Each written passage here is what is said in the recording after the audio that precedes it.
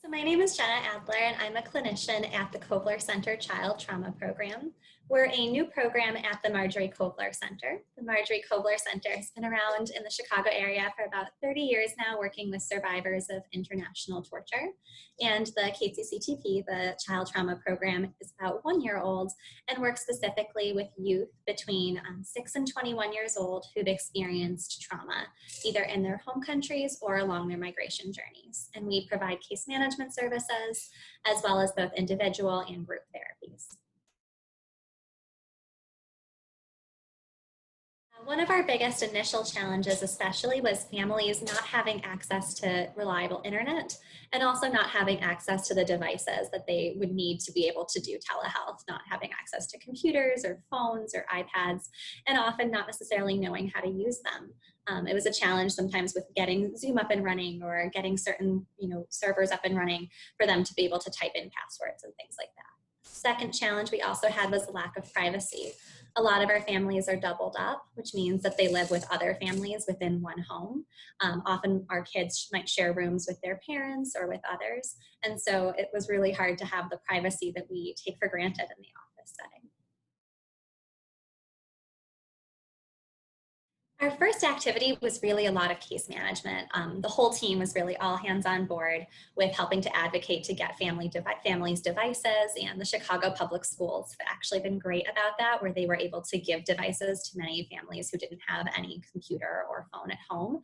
So doing a lot of coordination with teachers, with schools, and with families, especially around language barriers, to make sure families knew about those access and was able to get those devices. We also did a lot of case management with just teaching families how to use technology, how to get onto Zoom. We would use screen sharing to try to help them access Google Classroom and to try to do some education around that. Once we had everybody up and running, and our families had actually showed quite a bit of technological progress very quickly. Once we had them up and running on Doxy and on Zoom, some of the activities we've done are using the My Hero Is You storybook. So I've been able to read it on screen sharing so that my kids can see it at the same time as I'm looking at it.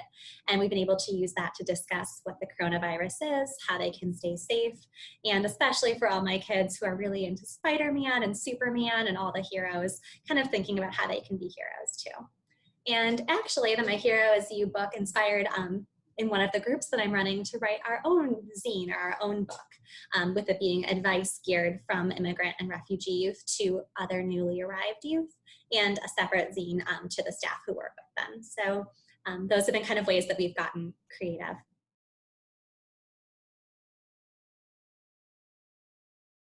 I think the first recommendation is to do case management if it isn't already part of the program, to build it into one. Until families have computer access and know how to use a computer, they aren't going to be able to come to telehealth appointments. And until families have food and know that they can pay rent, it's going to be hard for them to attend to any other subject, which was something we found. The other things that I've noticed are just being really patient, being patient when technology fails. Just this morning, I had a session where we had to stop 3 or 4 times because the interpreter's technology went out and then the kiddos went out, and we just had to kind of be patient and have good attitudes around that. And then think about ways that we can get creative. And we've been using the Zine project, photography projects, and having kids send us photos so that we can see their world and see what's going on, and finding some novel ways to connect. And I think also novel ways to define what therapy is right now. And I know normally I'm very big on evidence-based practices and really practice through a TFCBT lens. And I've been learning to let that go a little bit recently, and that therapy can be, playing with Legos with a child virtually, or kind of having a session with their entire family on camera.